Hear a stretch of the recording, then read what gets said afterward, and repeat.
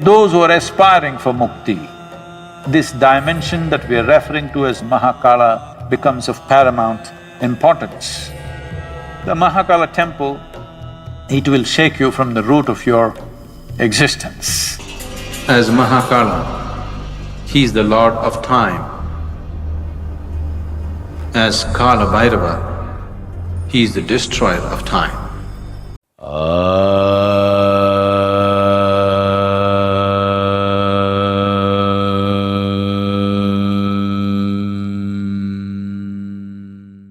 This is not about becoming superhuman. This is about realizing that being human is super. Those who are aspiring for mukti, this dimension that we are referring to as Mahakala becomes of paramount importance. The Mahakala temple, it will shake you from the root of your existence.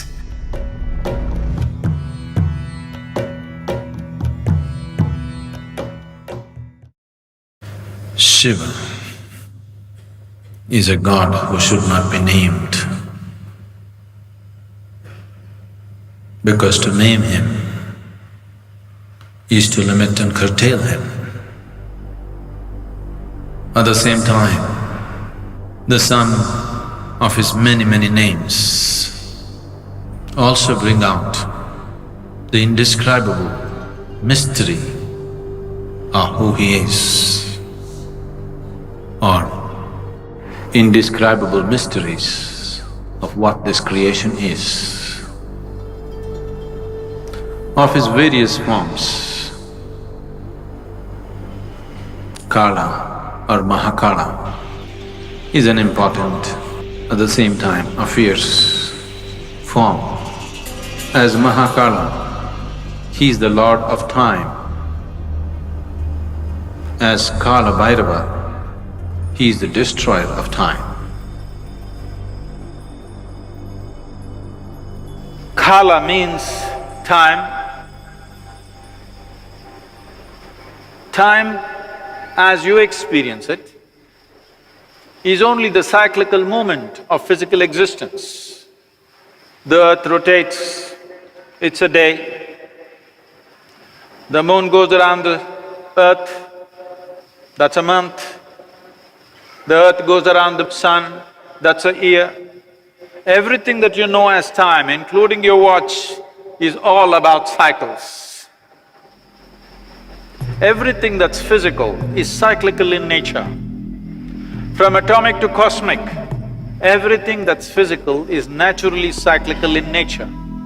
And because of your physical existence, because of your involvement with the physical nature of who you are, you have a sense of time.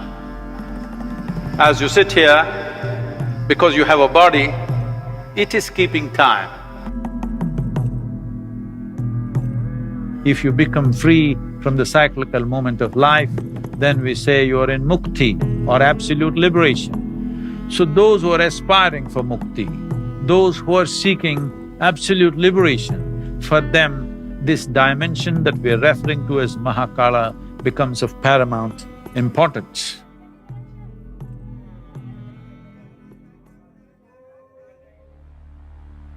It once happened, the great sage Shikracharya, who was the guru for all the demons,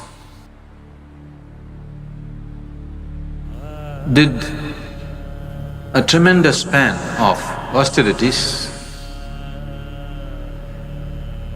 in worship of Shiva, and Shiva had to appear. When he appeared, Shikracharya asked for immortality. Then Shiva said, that is not possible. All that is born has to die. Ask for something else. Then Shikracharya said, give me the power of rejuvenation, that any kind of wound, any kind of disease I can rejuvenate, give me that power. Shiva, being the ultimate healer, the master of all herbs and medicines,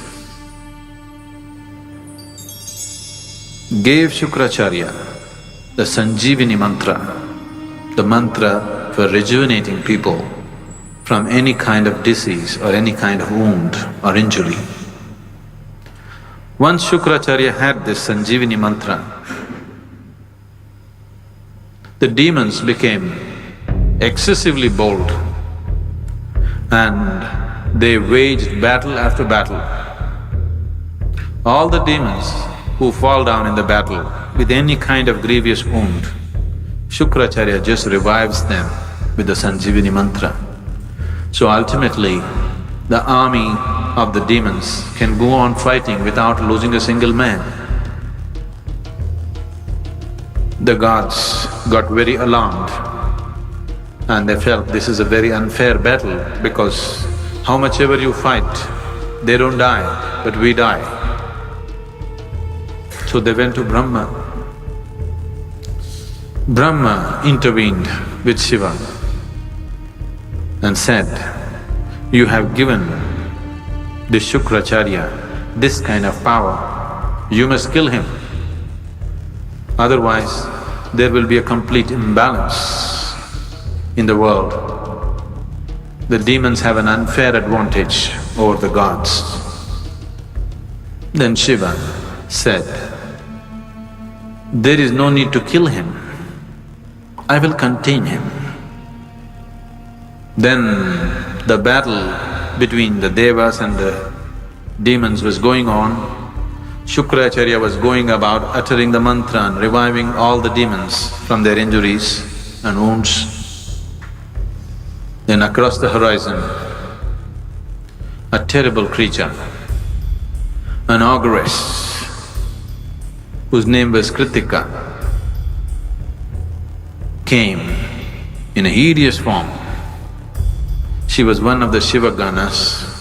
She came and sucked Shikracharya into her womb. And there he remained as a fetus. And he was contained and a balance was set forth between gods and demons. A more fair and just battles were fought. Then Brahma was so amused and he thought, it is only Mahakala who can do this, that without killing the person, he can completely contain his life. Shikracharya remained in the womb of Kritika and his Sanjeevani mantra became impotent. Or in other words, Mahakala froze time for Shikracharya, that he cannot move on.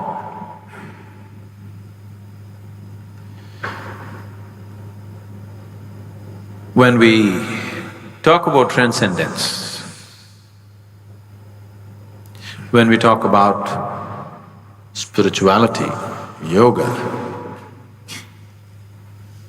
we are seeing how to go beyond the limitations of time and space. Because time and space belongs to the physical plane of the existence. Once you aspire to be spiritual, what it means is you're aspiring to be something more than the physical.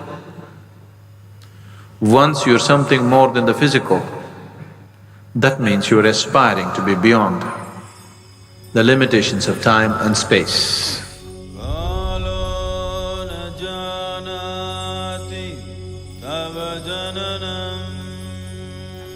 The Mahakala temple, the linga that is consecrated there, is of phenomenal nature.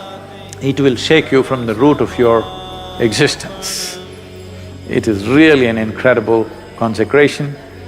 It is just done for this purpose, that in some way it dissolves you. One must be ready to go into this temple properly because it's of a tremendous power and it is not for the faint-hearted. It shakes you from inside.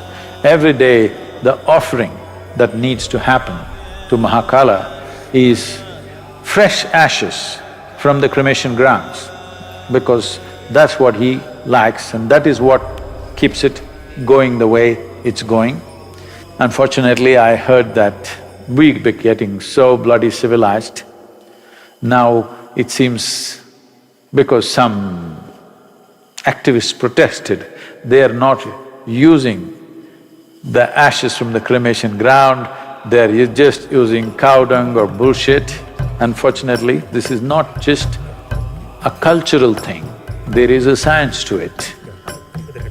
If we bring ashes from the cremation ground and some other ash, I can show you what is the difference between the two. Experientially, it's a phenomenal difference.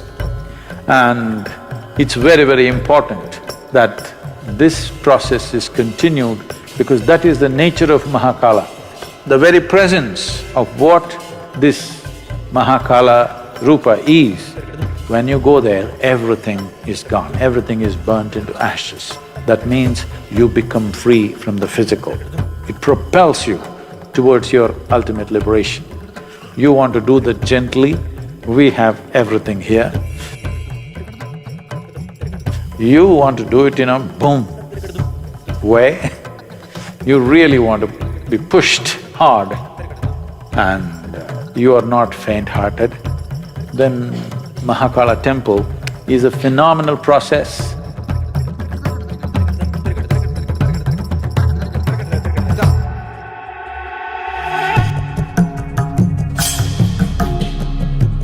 Your body should sleep, your mind should sleep, everything should sleep, but you must be awake.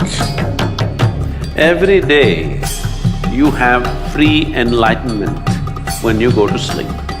But the problem is you're unconscious. You master your mortality if you just manage to stay awake when you slip into sleep.